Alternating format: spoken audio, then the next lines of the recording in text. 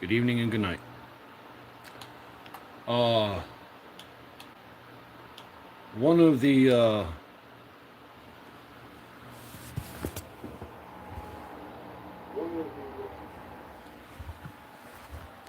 one of the things that I'm trying to do here is well, I'm trying to get some things taken care of.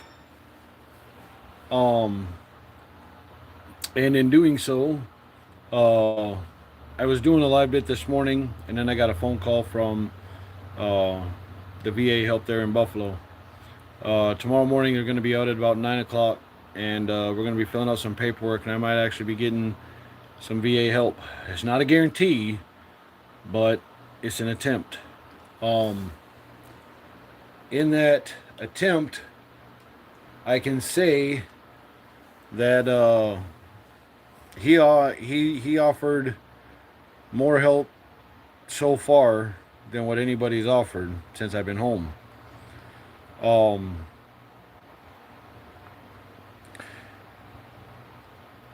Something that I've been noticing that I run into is that I get people that'll tell me that they're on board and that they completely support the idea, but because of their positioning and their government jobs, nobody wants to have that conversation.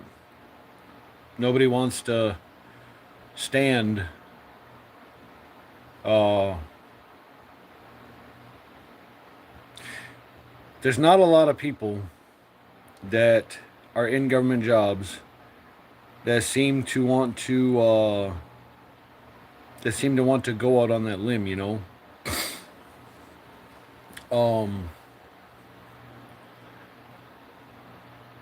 Part of the problem with the system is the system doesn't want to say that it has any kind of problem. It wants to think that it's like the golden standard of how it treats us.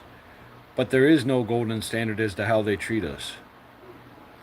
Uh, Obviously, if everybody got the help that they needed when they needed the help, then the world wouldn't be in the situation that it's in. Um, when What's up, Mr. Full Throttle? Thanks for stopping in. Um, when when I noticed, you know, when you go into like doctors or appointments or whatever, you hear other people's stories, and when you hear a lot of people going through the same things that you're going through, and you hear a lot of people saying, "Well, yeah, I'd like to help, but I can't. I'm not in the position where I can help. I'm just here to do this part of my job. I'm not in the pit. I'm not in the place to make the difference." I understand that. I do. Uh, but every time that we turn a blind eye, every time that we tell somebody, you know, that I would like to help, you have a situation that's worth helping, but my hands are tied. I can't do nothing because of the rules, because of the red tape. That rules and red tape was set there. It was set there so that way you don't get the help that you're needing. Um, the idea of help. If every time you went forward for help, whether it was mental, physical, whether it was spiritual, whether it was financial, whatever it is, uh, if you got that help, then that's gonna add stability to your life, right? Um, Stability. Everybody wants and needs stability. Everybody does. What our government does is they build an unstable foundation and then they tell us to be stable on it. It's like they build a house on sand and then they fuss at you because the floor is uneven. Um, this channel started with an idea. This channel started with a cause and a purpose, and it wasn't individual. It wasn't. It wasn't. It wasn't for myself. Um, this idea. When you look on the channel, my name's nowhere on the channel. It's foundational. That means I could literally pass my information off to somebody else, and you could come and run this channel. It ain't run by name. It's run by idea. It's run by purpose. It's run by drive, and it's run by will. Uh, to be um, to be a person that tries to stand out for the help, you look like someone that's standing alone. And there's more people that get scared to stand with you because that to them says, well, what happens if you go and you fall on your face? And I'm associated with someone who fell on their face. You know what? Yeah, that's facts. But what if they don't fall on their face? What if with all the support and all the help that they're getting, they actually make a difference? Then you're known to be affiliated with someone who came in to make a difference. There were a couple of presidents I voted for the first time they ran. And then when I found out the kind of people that they were, I didn't vote for their second term. Um, with these government places, there's more reasons for them not to help you than there is for them to help you. They say that there's red tapes and there's rules and there's stipulations, and it's set by the people who are in positions to help you. And while everybody under them will see every reason to help you, it's because of that person in that higher position that says, these are the rules, these are the guidelines, this is what you can do, this is what you can't do. Well, sometimes you got to step outside them guidelines because things fall outside them guidelines. Sometimes you got to help that person because they need that help. They absolutely need that help. Think of it like this. If every time you had somebody that was going out to harm somebody else, we say all the time that when someone comes out and they lash out, it's not what they're lashing out at that they're angry at. It's something in their past, something inside them that caused them to hold on to such anger or resentment or pain or whatever it is. And if they got the help and the love that they needed, they'd never be an evil person. Evil is free will in the absence of love. That's what evil is. It's free will in the absence of love. If everything that you went through in your life, you had somebody that was by your side, or you had the idea that you were loved, cared for, wanted, you were seen, then you're never going to get to a point where you're depressed. You're never going to get to a point where you're hurting. You're never going to get to a point where you're never going to get to that point. And that's the biggest problem.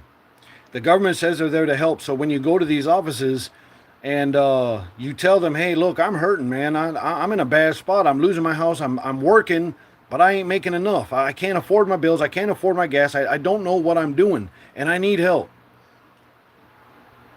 And these agencies, they have 10 miles worth of paperwork next to kin. You got to label everything in your life for the last 20 years.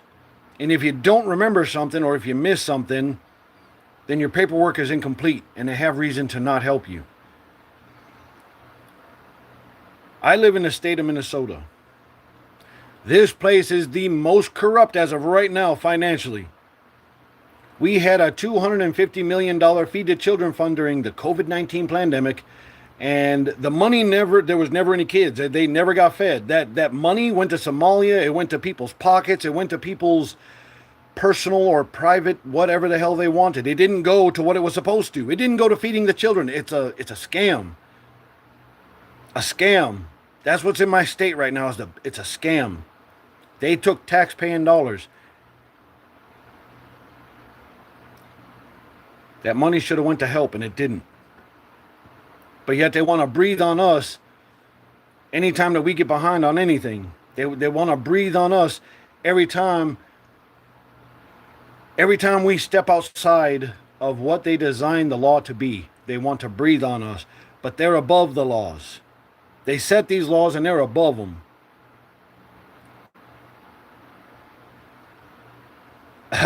I can promise you I'm not AI. I don't have gas.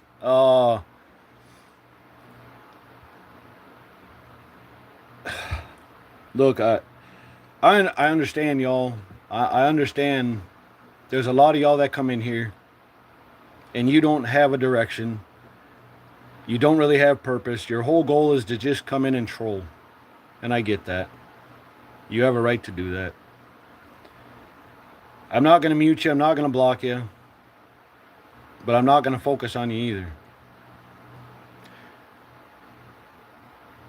I'm not here for self-gratification. I'm not here for self-glorification. I'm not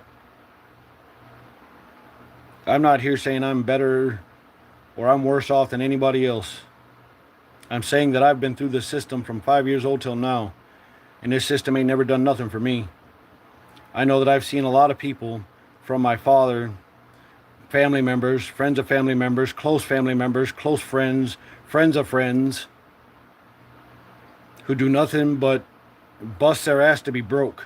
They work to be poor. They work overtime. They're working all kinds of crazy ass hours, and yet they're still struggling. Minimum wage job doesn't give you a minimum type of living. And that's what a lot of people out here have, is a minimum wage job. Government politics, government people, they give themselves raises all the time. I thought that when you got a raise, it was because you were doing above and beyond. I ain't seen where they've done above and beyond.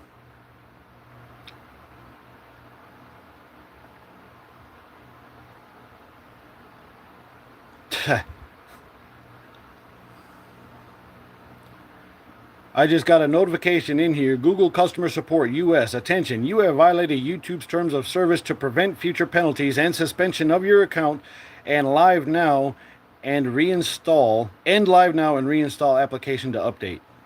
Wow. Wow. That's interesting. Anybody who ever tries to fix the broken system that they have gets singled out, they get silenced, they get removed. That's facts. A lot of people want to see it as a joke. And that's fine, you can do that. It's fake? Alright, then I ain't gonna sweat it.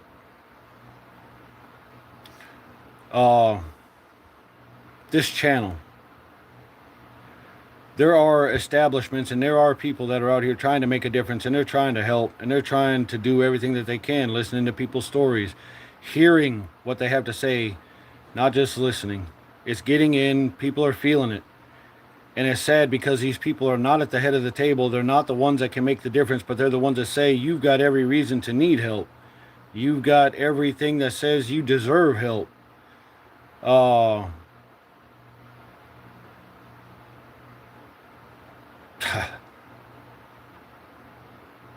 Okay.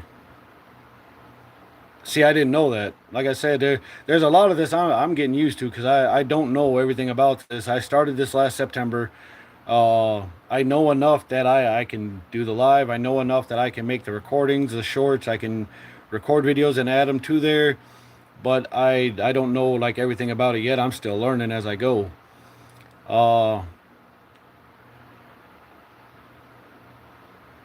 It's not fake.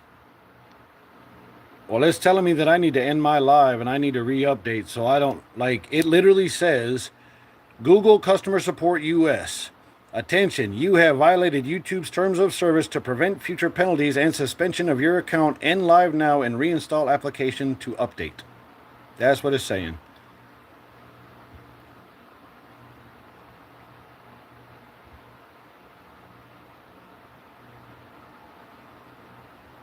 I don't understand that. That's the first time Google's ever been in my live anything. Well, if they wind up canceling me, then all I can say is it's one of those things where they're trying to silence that message again. Every system, Google, YouTube, all the internet stuff, they always try to keep track of you. They try to shut you down if you're spreading message. They try to track you down if you go against terms and services. What's against terms and services? What have I done that's violating? I'm live and I'm talking. I don't know. I guess we'll see. If they cancel me, they cancel me. Cancel culture, kiss my ass.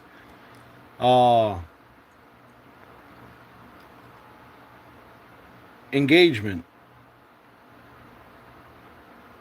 You can laugh at me. You can pick me apart. You can look at my shell. I'm going to be 50 years old this year. My shit's falling apart. I am not a spring chicken at all. Um, Matter of fact, I got some guys from VA coming out tomorrow, and I'm gonna be filling out paperwork to see about getting classified. Because when I initially got out, they said I wasn't broken enough. The army said I wasn't broken enough. Uh, he tried to pull up my file and found that it had been archived.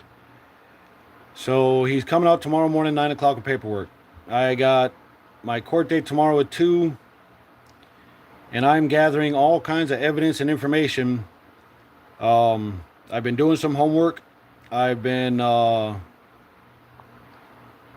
I've been digging on research, and I have full intentions of making a run for governor. Whether I win or not, I don't care, but I'm gonna run. I'll If I don't win this time, I'll run the next time. I'll keep running until I do win. And if it eventually gets to where I don't win and I just go into the ground trying to run for governor, never getting it, well, at least I was trying.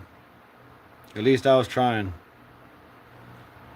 Uh, what's the point of becoming governor? Nobody likes politics. Yeah, I know. No one ever wants to talk politics. No one ever wants to talk about the things that are wrong. No one ever wants to talk about how you get them fixed. So yet we keep voting for the same people to go in over and over and over again. You got Walz, you got Pelosi, you got ah these career politicians. These career politicians, when you look at the areas that they are supposed to be governing or watching or taking care of, there isn't one of them that's sitting good. Not one of them. Uh,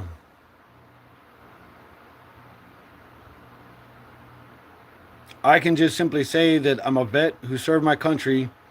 When I got done serving my country, I came home and I was a volunteer fireman, so I served my community. It wasn't no pay involved. It wasn't no glorious anything. I know that when I got called on a fire or an accident, when I showed up, I didn't stop to look at what color your skin was. I didn't ask you what your political affiliation was. I didn't ask whether you were trans, hetero, homo, whatever sexual you are. It didn't matter. I still helped you. I don't need to know you to give a shit about you. I know that you're a human being. I know that you're out here. I know that you have feelings, you have emotions, and every feeling and emotion you have, so do I. I know that when you wake up in the morning, you come out, you try to have the best day possible without anybody trying to rain on your parade or take the shit that you've worked for. That's the same thing I want. I know that when you go into a job, you want to go into that job and you want to be seen, you want to be respected, you want to be able to have that job to where you don't have to worry about being fired or having your head on the block every other week. You don't want that threat of having to lose your job, your livelihood, because what happens if you're out here, you're working a regular job, you wind up missing a week of being sick? That's not in your favor. That's not in your favor. They're going to see that as you didn't show up for work. If that leads into more, well, I had a job here in town. And they said they'd gladly take me back, but I was having so many medical issues, they had to let me go. Had to. That's what they said. They had to let me go. Okay, I get it. That's cool. We'll gladly take you back, but you've missed enough time that we got to let you go. All right. Respect. I get it. Minnesota's a work at will state. What's a work at will state? That means you walk in one day and it doesn't matter if you're good at your job or not. They can say, you know what? I thought about it this weekend and I'm sorry, we're going to let you go. It is what it is. Wow. It is what it is. Okay. I guess I'm out looking for another job, right? There's a problem with that. In Minnesota, work at will state, if you're paying child support or if you have obligations to cover, and they say, well, what's your work history? Well, I just got fired from a job. What was the reasoning? It is what it is. Well, they can't do that. Yes, they can. It's Minnesota. It's work at will. They don't have to have a reason. What's your question? Daryl Matthews, if you're still in here, what's your question?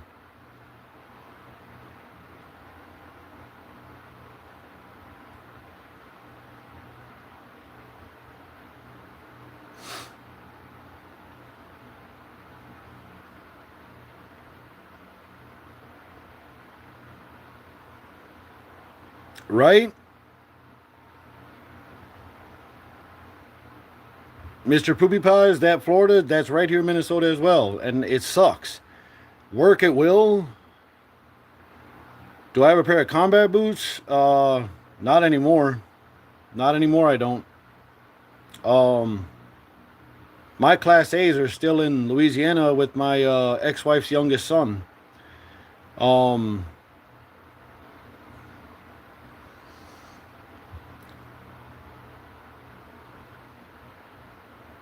yeah, and that's the loop that I've been in for the last 20 years. That's the loop that I've been in. The last job I was at, they said I was a rock star for like the 6 months I was there. And then one day I went in there and I was working on the bottom side of a vehicle, and the tip of my pinky, right? That's the best I can bend it. It won't bend the rest of the way. Not like this one here. This was a backwards L. The tip of my pinky was pointed upwards. I showed it to the manager. I showed it to the people there. The guys that was there was like, dude, I'm about to lose my lunch. When I did that, the manager tells me, he says, well, the problem is if I take you to the doctor, they're going to piss test you. We know that you smoke, and that's going to cost you your job. All right, fine. Then I'll fix it myself. I literally pulled the tip of my pinky back, put it as straight as I could, and I made a splint out of pallet board, cardboard, and Gorilla duct tape. I finished my shift. I missed the next day, and I worked for 3 weeks before they fired me, saying it is what it is. When they fired me, now I got a broke digit. My feet are swelling. Doctors can't tell me why my feet are swelling. I'm applying online for jobs that nobody is touching base on me. They're not trying to hire me. They're telling me, hey, we're not going to call you back, but a recruiter will call you back if we're interested in having you come work for us. Okay, well, then all I can do is wait.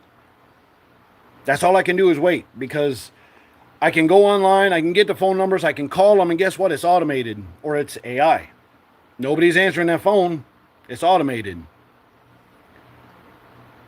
Walking my town with my guitar on my back. Look, quick story.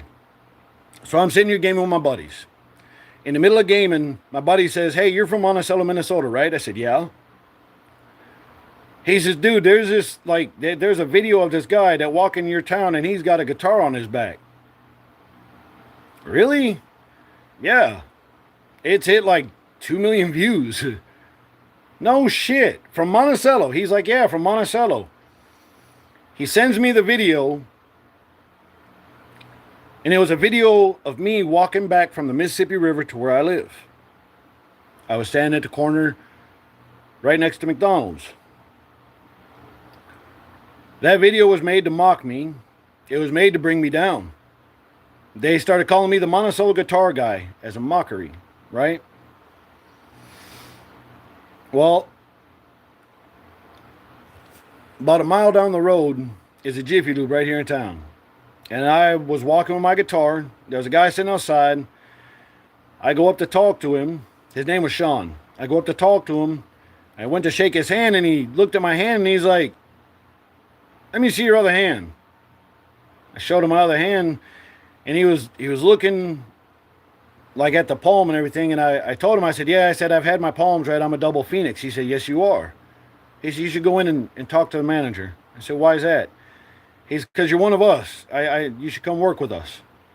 So I walk in the office, and the 3 guys that's sitting there, there's one sitting in the corner. His name is Bill. He's now the shop manager there. And he looks at me and he says, dude, you're the Monticello guitar guy. I said, the what? He said, you're the Monticello guitar guy. And he pulls up the video where I hit social media and I hit 2 million views of people doing all kinds of talking shit. Trailer trash, this, that, and the other. Talking all kinds of diminishing. But then there was a second one. That second one hit 3 million views. And for every negative comment there was 20 positive ones saying, man, I run into this guy. You should have a conversation with him because he's not what you think.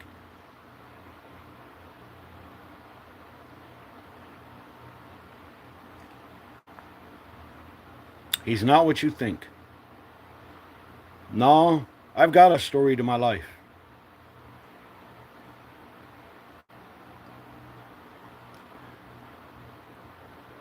I was born into all kinds of ugliness, and I could sit and I could give you all kinds of details on it, and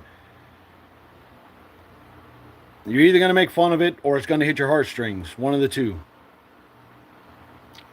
If it hits your heartstrings, then you're one of the decent people that's out here. Because I can hear your story, I can feel your story, and I can relate to 99% of it. I was, my parents divorced long before I was even walking. And interesting story. My grandfather on my dad's side predicted my birth in 1974. I was born in 76. But he told my father in 1974, he says, "You're going to have a son one day." My dad says, "Yeah, I'd like to." He says, "No, you're going to." And he got into specifics. He was talking about he's going to be like 9 pounds, 1 ounce, 21 inches long. He's going to like have dark hair, dark eye. He was telling all kinds of stuff. My father documented this, wrote some of the things down. Because usually if someone comes to you and they're saying stuff like that, like directly, you're going to blow it off because nobody's Dionne Warwick. You're not going to help me win the lottery. My dad wrote down some of the specifics. And my grandfather comes around and he says, the unfortunate thing is I'm not going to be here for it. I'm not going to be here to see it. My dad's like, "Bullshit. You survived World War II. You survived Korean War. You're the healthiest one of our family. Of course you're going to be here. Nothing's going to happen to you."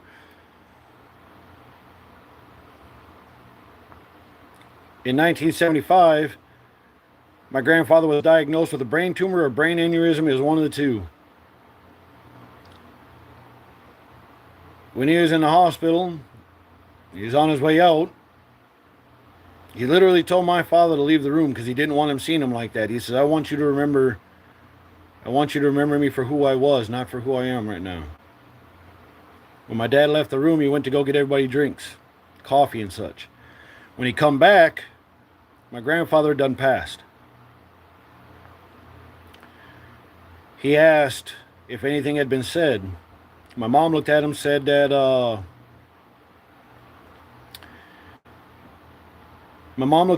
he said that I better take care of his grandson. But I know he was talking about my sister, who's 3 years older than me. My father then turns around and tells her what my grandfather had told him in 1974. The reason that conversation came up in 1974 was because they was talking about how 1976 was going to be 200 years from the Independence War. Bicentennial, right? 1776, 1976.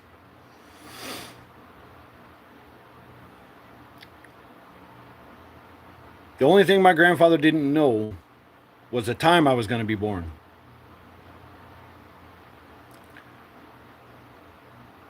My grandfather died October 15th, 1975, and he was buried October 18th, 1975. I was born October 18th, 1976. Within the hour he was buried. They say spiritually that's a continuance. My grandfather survived World War II, Korean War, came home and worked 2 jobs for $30 a week. Told my father, he says, it's sad. I went to war and killed the men that I did just to come back and shit not to be different. It's still the same. My grandfather was an honorable man. Give the shirt off his back, help somebody out, but he wasn't about some bullshit. I never got to meet him. All I ever got was his stories. And as a kid, when I heard the story, it would piss me off. I hated hearing about it. I didn't understand. I couldn't disassociate. I didn't understand the death. I didn't understand how he could predict me and then not be here. I didn't understand it. It didn't make sense to me. It made me angry to hear it. But as I got older, I started doing some homework into my lineage. I started doing some homework into who my family members were before me. My great-grandfather served in World War I survived World War I, came home, shoveled the walk of his neighbor in a bad winter, got done, went inside, told his wife he was laying down because he was tired.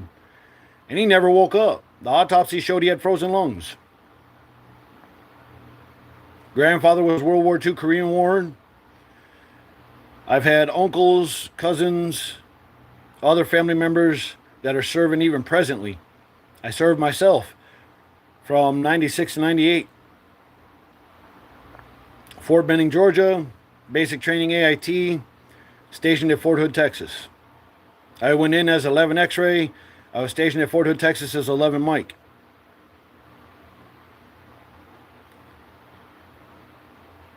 When I initially got out of the Army,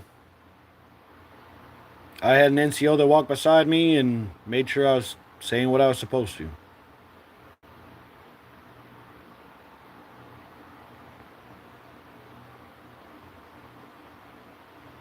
The interesting thing is when I got out, the first time I wound up visiting a doctor was when I got diagnosed with PTSD. When they was telling me about it, my exact response was that PTSD stood for pussies that shouldn't do. The puppies was on the porch, leaving the dogs to do the work. They couldn't handle it. That was my initial reaction. And then they said, well, the older you get, the more it's going to bother you. No, it's not. You can tell me that, but no, it's not. I ain't going to let it. And I could tell you that I chased every answer at the bottom of a bottle and trying to fight anybody and anybody who would.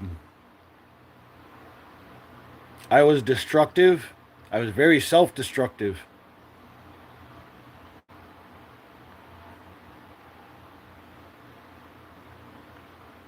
But then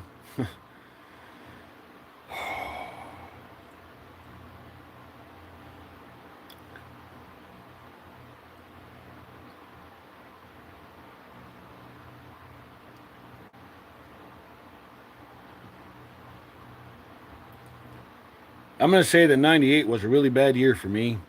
August, September, October 98 was the worst time of my fucking life. Even from the childhood abuse, the abandonment, none of that stuff mattered till now.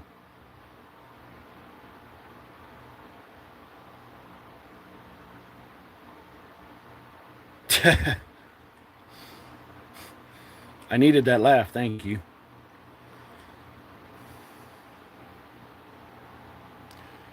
There's a lot of things that they've tried to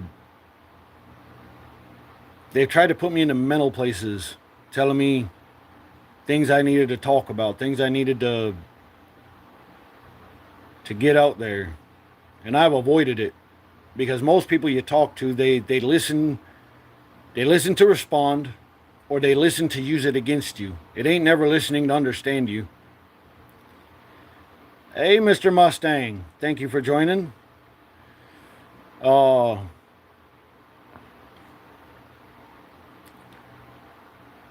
98.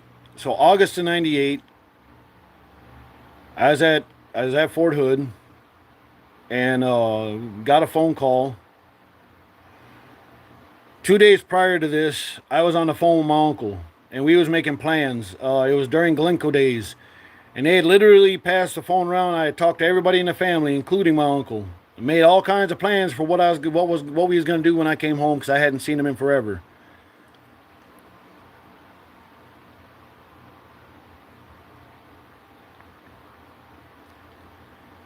The phone call that I got was that he committed suicide. So they put in for Red Cross leave. I came home for the funeral.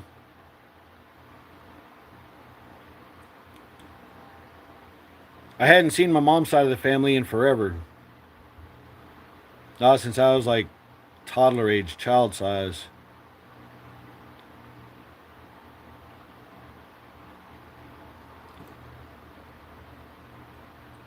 So I come home for the funeral. I get close with the family that I hadn't seen in forever. And my cousin Joe wasn't going down the greatest of roads. And he asked if I would help him get him into the Army. And I told him I would.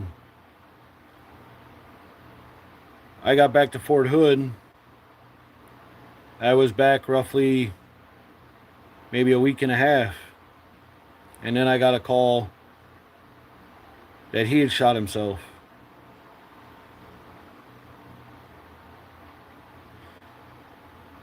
When I went to my platoon sergeant, I told him that he was probably going to get a Red Cross phone call for me to go home on leave. He said, "What for?" I said, "My cousin shot himself." He said, "Ross, I'm not going to let you go home. We got trench clearing to do."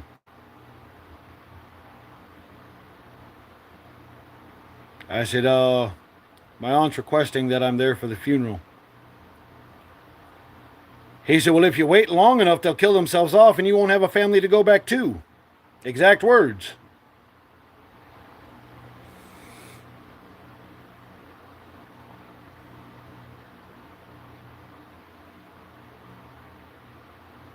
It took everybody from my platoon and half of another platoon to keep me from getting after him.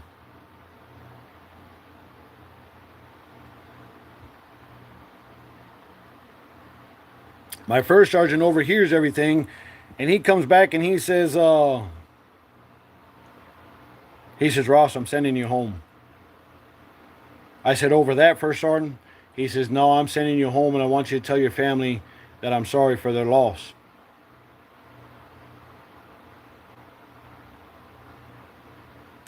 Okay. Okay. Thank you. I appreciate that. So they sent me home for 2 weeks. Came home, did the funeral, back to Fort Hood. I wasn't back at Fort Hood a week and a half. We're out doing trench clearing. During a live fire exercise, my buddy Ricky Davidson was shot in the lower right side, lower left side. The round came out underneath his right armpit, and it tore up everything in between. He was dead on arrival at the Troop Medical Center when he was flown. CPR on him was for 45 minutes.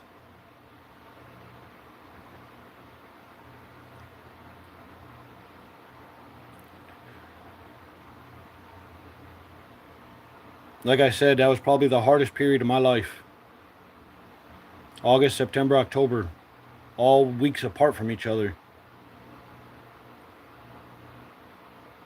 And I got very self-destructive. I started drinking, I started fighting. I didn't care. I did not care. If I had a drink in my hand, guarantee you 45 minutes from the time I finished that drink, I was going to be fighting somebody for something. It didn't even matter what.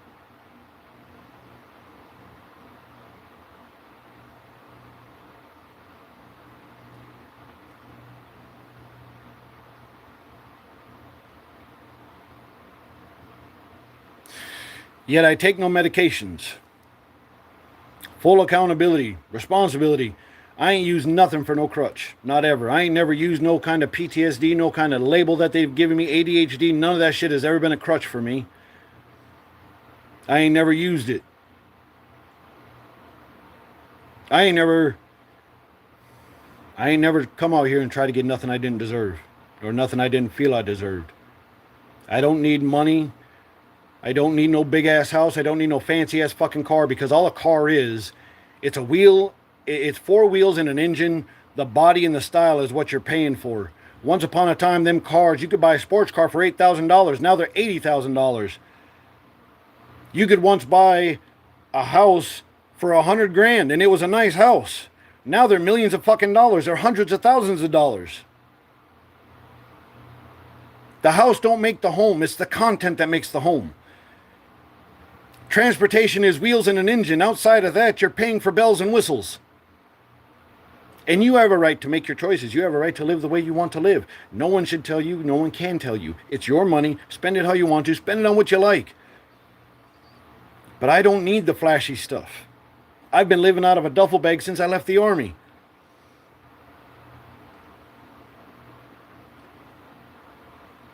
I walk my community. I see my state. I see my country.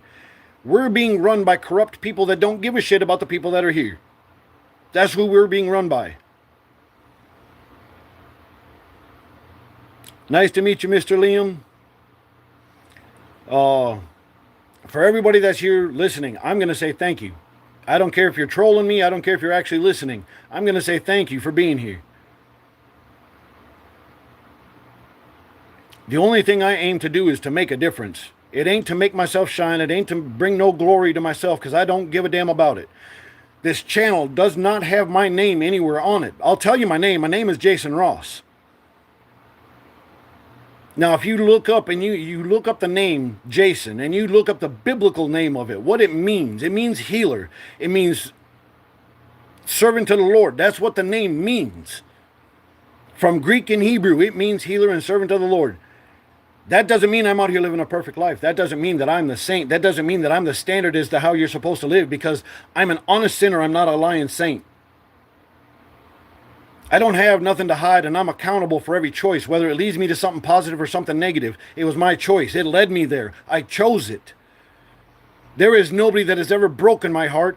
I have broken my heart through them, because I chose to see a side of them. I chose to see something in them. Instead of seeing all of them, I saw the perception of them.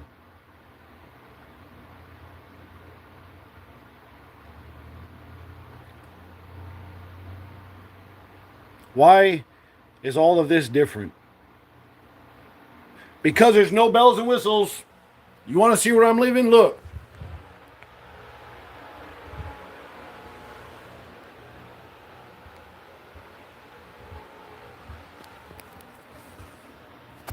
There is nothing fancy. They call me trailer trash. And you know what? Knowing what I've been out here doing since I've been alive, knowing the things I've experienced, knowing the people that I've come across, the differences I've seen. If this is trailer trash, then I'll wear it honestly. I'll wear it proudly. I am trailer trash. If this is trailer trash, I will take it. Because if that's the definition of good, I don't want no part of it. Judge me off of my shell. Go ahead. Because the content of this book, most people ain't got. You don't have the capacity to understand it. You don't have the comprehension level to understand it. And I'm not going to hold that against you. I'm going to pray for you. But there are people that do understand it. And the understanding should only lead you to the fact that I'm a person that just wants to make a difference. Without the glory, without any kind of elevation. I just want to make a difference. I serve my country. I serve my community. I just want to make a difference. I'm tired of watching you struggle. I'm tired of watching myself struggle. I'm tired of watching my family struggle. I'm tired of watching corrupt people getting away with bullshit that they shouldn't be getting away with. That's what I'm tired of. I ain't bitching and moaning about it. I need backing. I need following. I need to get people who are like-minded on the same page. Because for me to run for governor, I'm not a lobbyist. I don't have people in my pocket. I don't have nobody paying for my nothing. I'm doing it by signatures. May 19th to June 2nd. I got 2 weeks if I want to run for governor to get at least a minimum of 2,000 signatures. A minimum of 2,000 signatures in 2 weeks to run for governor. If I get those signatures, that means I get to go up and I get to debate everybody, and I get to put my money where my mouth is. I get to take the chance to prove that I am everything I'm saying I am. I'm a man of integrity. I don't chase dollars. The governor's salary this year is set to be $200,000, right? I've asked people, if you was in my position, what would you do with that $200,000?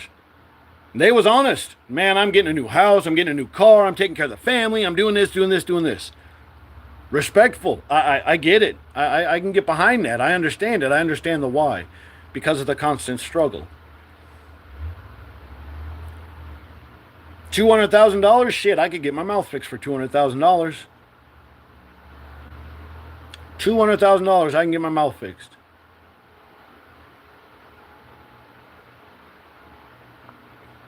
But instead I'm going to take $50,000, and I'm going to take $150,000, and I'm going to give it back to my state and my community. I'm going to put it where it will be the most effective, where it's going to make the biggest difference. That's my game plan. To everybody that's underneath me, I'm going to make the recommendation, hey, you know what? In the last 5 years, y'all been giving yourselves raises that you don't deserve. Why don't we put that money back into our communities? Why don't we give that money back?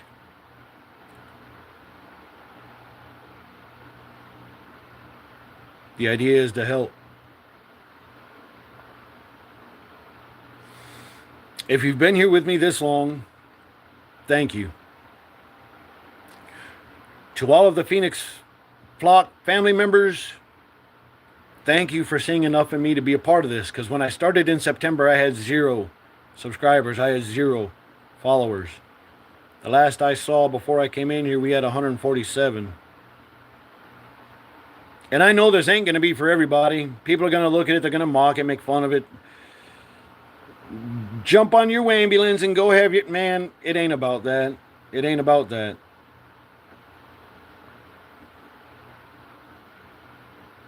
In this world, people say, be the difference. Be the change you want to see in the world. This is me trying to be the change I want to see in the world. To the ones who've been following, thank you. To the ones who joined as of today, thank you. And to the ones who are going to join in the future, thank you. Thank you. If I see you out here, if you're local, if you're someone that's close by, you want to get together, have a conversation, hey, let's talk. You want it recorded, we can record it. You want it video, audio, whatever, or if you want it between us, it's between us. I don't care. You want to call me up, have a conversation, send me a message. Hey, dude, what's your number? I'll call and have a conversation with you. Hey, let's talk. Let's talk. Because I'm not into the shallow stuff. I do not have shallow conversation. I don't care about the surface. I care about depth. Depth is your character. Surface is your reputation. Reputation is what people see you as. Character is who you are. You can change your outside all you want to, but your inside, that's who you are. You could have $1 billion worth of plastic surgery done, but it don't change who you are inside. You can look all kinds of good on the outside and be no kinds of good on the inside. Look at Hollywood. Look at politics. They're port and polished, wearing suits. They're driving in nice cars, living in the nice houses, and they say that's the home and that's the transportation, but it's not. It's not. So what's my purpose and what's my goal? I'm building a nonprofit community organization right out of this channel right here. I filed the paperwork for it the same time I go to get the paperwork to run for governor. So whether I win governor or not, I'm still going to get something out of this. Nonprofit community organization, yep. And then from there, I can turn it into a media conglomerate, which means I can become press. That means I can start showing up at any kind of event, and I can record it. When I record it, that means I can record both sides, and then I can let you decide instead of saying, this is what you need to follow, this is what you need to do, this is who you need to hate. Make that choice and decision yourself, but be accountable for it, because there's going to be something good and something bad that comes from it. Maybe it's all good, maybe it's all bad. Either way, it's your accountability because you chose it.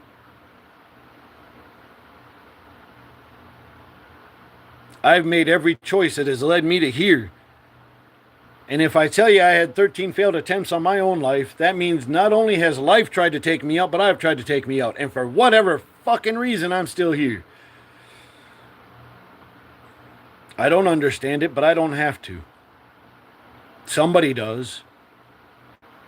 What have I done for the fact that I'm still here? Well, instead of being out here blowing up buildings, shooting people up, talking smack, and trying to start fights with everybody, instead of being bitter, I'm trying to be better.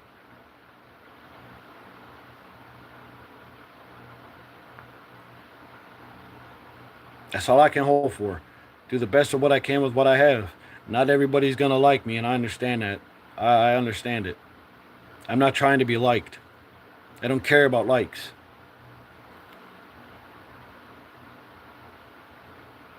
But if I'm calling you friend, then you've got me just as much as I've got you. You're hurting in the middle of the night? Fucking call me. You need someone to talk to in the middle of the night because you got racing thoughts and you don't know what to do with them? Then call me. Because I would rather have a conversation with you at 2 o'clock in the morning than to wake up the next morning and read your obituary that you didn't make it. That's going to hurt. That's going to affect me.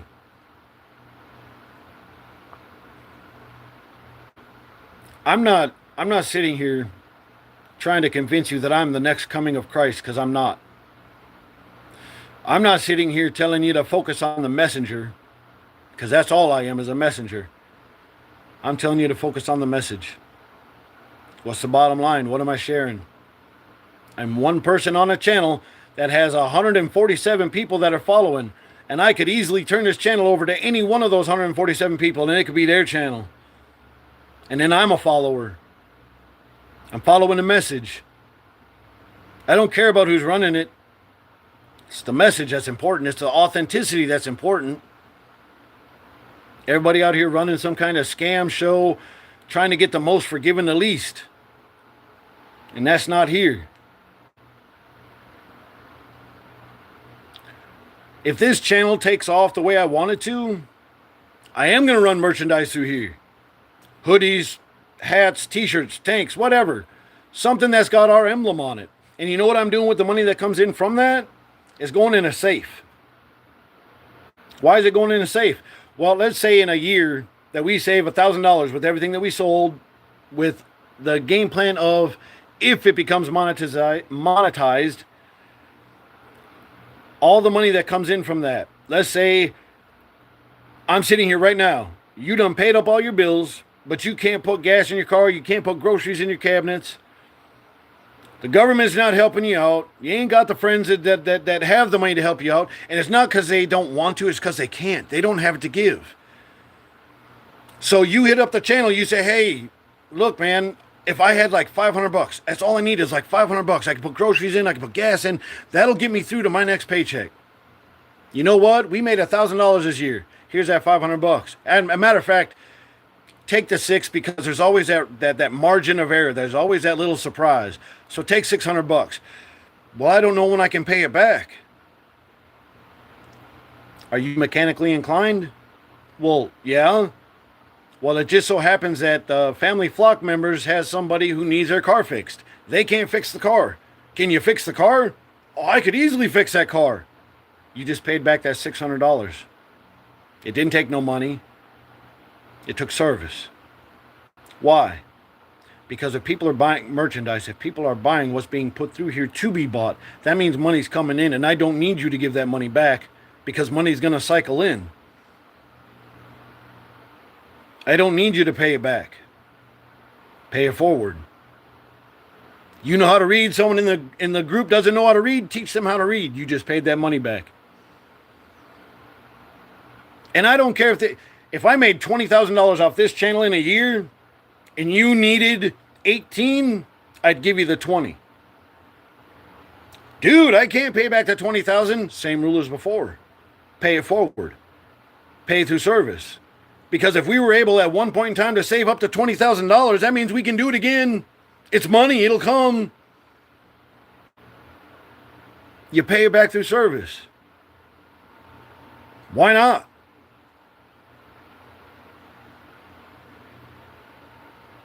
Everybody says pay it forward.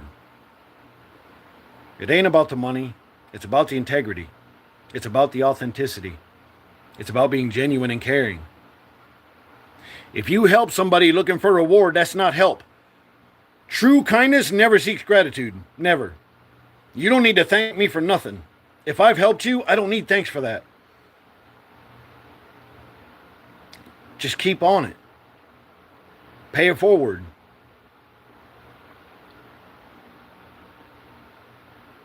Hey, dude, as long as the snozberries keep tasting like snozberries, and I'm good to go. So tomorrow morning, I do have somebody coming out from Veteran Affairs, and we're going to look at getting the paperwork filed, and I might be getting the help that I need.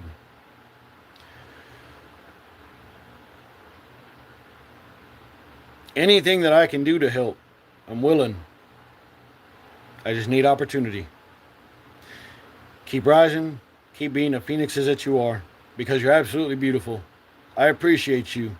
And if I call you friend, know that that carries a lot of weight with me, because there's not a lot of people I call friend. I'm going to be praying for you. I'm going to jump off of here. I'm going to get myself something to eat. I'm going to get myself something to drink. And maybe later on I put up some guitar play. I really am praying. I'm praying that we are able to come to some kind of solution that helps everybody. We've been well overdue for it. I'm going to end this on a prayer. Heavenly Father, I thank you for today. I thank you for the many lessons, the blessings, the trials, the tribulations. I thank you for the fire that was meant to diminish me, and all it did was forge me. I thank you for the ability and for not leaving me numb. I appreciate the gift of life that you've given me.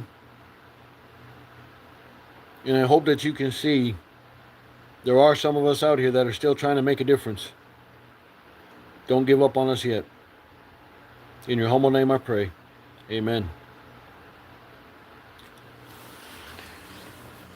On that note, I'm going to say, if you've had a decent day thus far, then I pray it continues. If you haven't, then I pray it improves. Like I said, if you want to reach out to me, drop me a message. If there's something if we can talk about, if there's something that I can help you with, maybe there's something you can help me with. Maybe we can collaborate and we can help each other. That's what matters. God bless and take care. In